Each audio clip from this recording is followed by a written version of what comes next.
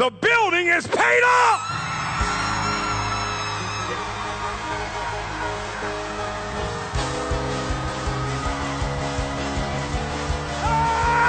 It's done! Okay. This looks like a fun church to go to. I mean, I go non-denominational and it gets pretty lively, but nothing like that. Wow. Yeah, the whole church got into it, was doing laps. You saw the video. But as far as paying off the building from a church standpoint, totally get it. Churches are not like dealing with personal finance, but they could. I mean, our strategies could cross over into churches. Absolutely. Here's the gist of this: is paying off debt or not paying off debt. We sit on the fence, honestly. It's up to you as the client. Do you want to pay off debt or do you not want to pay off debt? We provide optionality. We provide several paths of, hey, if you want to pay off debt, here is the easiest, and I won't say pain-free, but the least painful way to pay off debt and maintain liquidity, or how open up that capital and access to your equity and then leverage it to maybe buy a business or pay off other debts and consolidate. Invest in the markets, whatever you're into and what your appetite for risk is. So we are optionality. We're not absolutists. We're like, hey, come on board. And I know I get it on the marketing side. That's the lowest hanging fruit. That's the biggest demand. And that's what gets the eyeballs and the clicks is pay off debt. But once you get behind the curtain, it's, hey, here's what we do. We give you optionality and there is no wrong decision. If it's an emotional decision rather than a mathematical one to pay off debt, then do that. Be debt free. However, if you're more logical thinking and more mathematical based, it's like, okay, maybe we want to control debt and have it in appropriate buckets, but then leverage the capital and equity that we have in our homes to grow kingdom wealth. So that's who we are. Here's how you can pay your house off faster in 60 seconds. So here we have John. And John just got his dream house, but he got the 30-year mortgage because he heard it was going to be cheaper. The bank says, hey, just pay us $1 every month for 30 years, and the house is yours, John. John says, okay.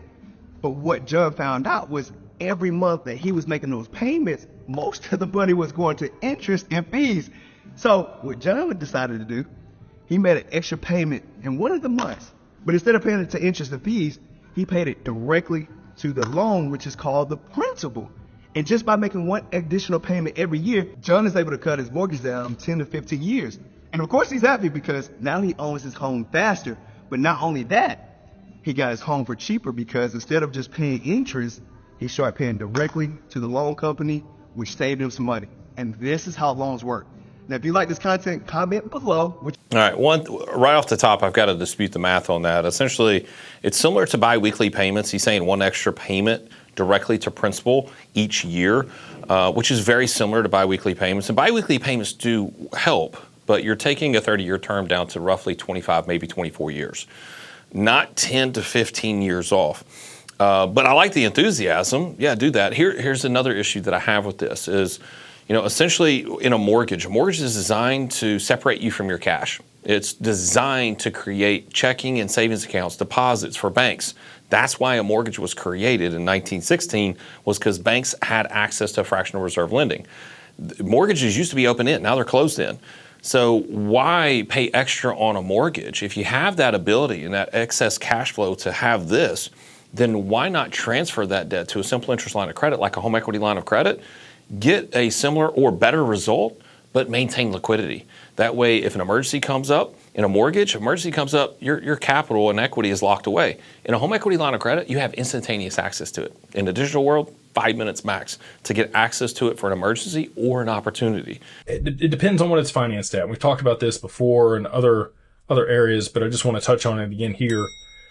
If you have a 3% interest rate or less on your house, it's basically free money. And especially if it's on a 30-year fixed mortgage, like, unless it just causes you a lot of stress having that debt, which absolutely could, and you would be completely justified in paying it off. Logically, it does not make sense. You would absolutely be able to put that money to work that you would be putting toward your home, put it to work somewhere else to be able to generate.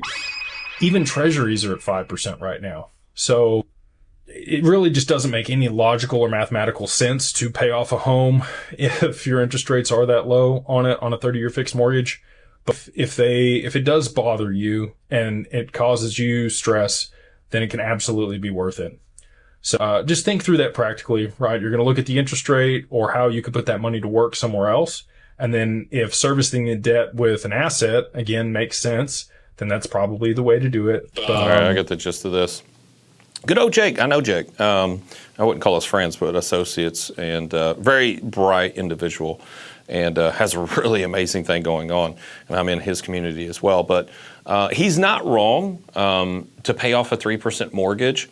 And in fact, even with our strategies, we would probably, depending on your cash flow, create a design a strategy that piggybacks onto that 3% mortgage and use a home equity line of credit. That way you open up access to your equity, you have capital for emergencies or opportunities, but then you can use a chunking strategy to use a piece of that home equity line of credit to pay down on the mortgage. You're probably asking yourself, why would you pay down 3%? Again, a mortgage is designed to separate you from your cash. It's a closed-end installment loan. Where a HELOC, you're comparing apples and oranges. Even if the HELOC had a higher rate, you're still comparing apples and oranges. You know, a mortgage over here being an apple and did I say an orange over here? A mortgage over here being an orange and a HELOC over here being an apple, they're constructed entirely different. So you can't compare interest rate versus interest rate. But one allows you to have a cash flow strategy because it's open-end, it's interest, simple interest loan. Meaning money can move in and out freely. So it's easier to use that as a checking account instead of putting your money in a checking account. Now you put it in there, chunk onto the mortgage. Now the mortgage is getting paid off instead of transferring all of that debt, 3%, onto potentially a higher interest rate home equity line of credit.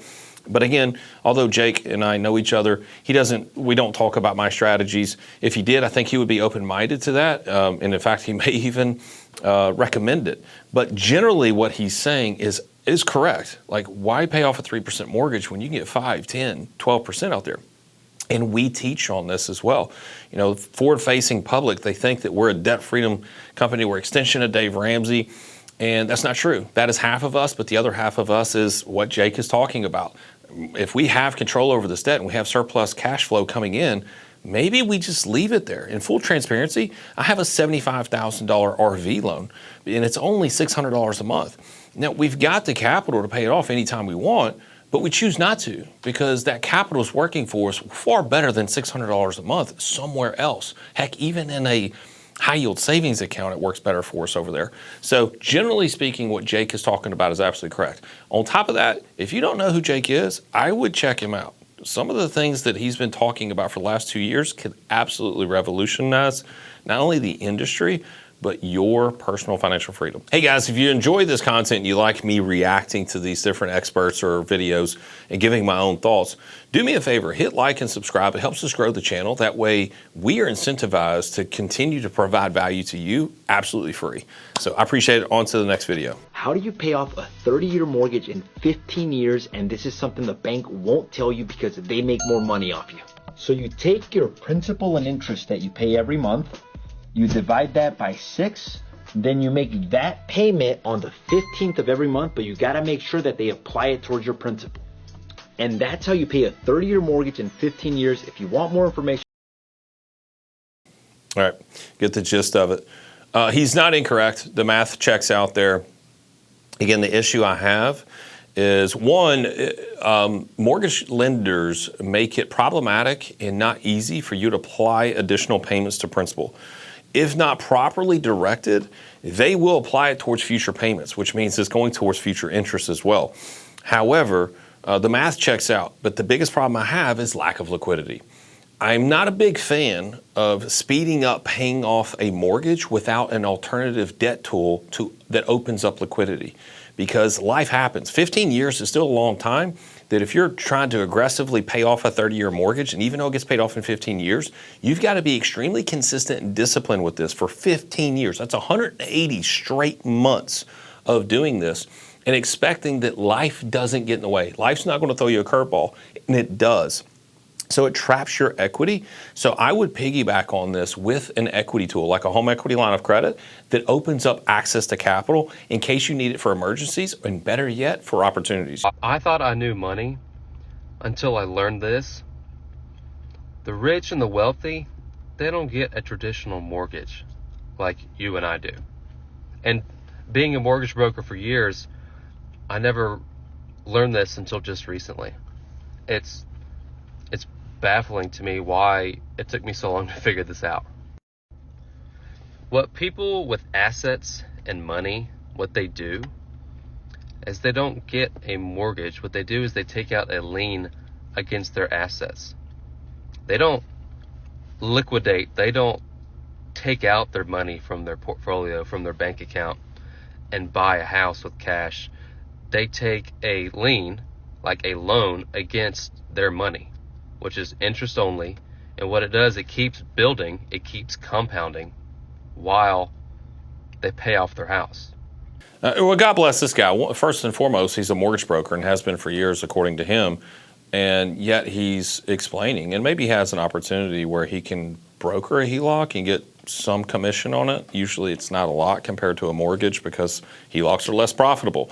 Where do profits come from? Consumers overspending. It's also where commissions come from. So kudos to him for at least being a mortgage broker and saying, hey, there's an alternative out here and it doesn't happen to be the mortgage. What I disagree with is that this is an elitist type strategy. That is not true. We have thousands of clients, and some of our better clients are folks that are making $5,000 a month, maybe have 10 grand in the checking or savings account, but their expenses, excuse me, is 3,000 or less. That strategy works for them as well. Again, the biggest key here is bypassing the bank. So what the rich don't do is they don't store their capital in a checking and savings account earning 0.07% while historic inflation goes up at 3.3%. As he stated, it's in something that is appreciating, compounding, an investment of some sort, maybe a business. So they're just being good stewards of their money. So I totally disagree with this being something that you have to have $1 million or $2 million in order to do this. That is not the case whatsoever. We have, excuse me, I'm losing my voice. We have salt of the earth people, plumbers, electricians, which now they're making more than doctors are, but nonetheless, salt of the earth people that make a decent, mediocre living that are wildly successful with this. And it's all about strategy, education, and understanding how these different loans work and how your cash flow interacts with them completely different. Banks don't want you to know this trick because it saves you money and not them. If you're in a 30-year mortgage, check your statement. Find your principal and interest amount, not taxes, not insurance, not PMI. Now, divide that number by 6. Take the smaller amount, make an extra principal only payment on the 15th of every month. Let's say that your P&I, your principal and interest, is $1,704. Divide that by 6, that's $284. Do this monthly and you'll turn your 30-year into a 15-year mortgage without having to refinance. Most lenders won't tell you this because it doesn't make them any money unless you refinance with them. But this is just smart math that chips away at your balance fast. Follow for more mortgage hacks that banks hope you never hear. All right. Yeah, it's better than doing nothing, but it is by far not the best way to do it, and also the most painful way to do it, because again, you're parting with your cash and you're locking it up in a debt tool, which is a mortgage, which is a closed-in installment loan, which is why most people don't do this. Less than 30% of Americans even pay extra at any point in a 30-year term on their mortgage. Less than 5% do it consistently.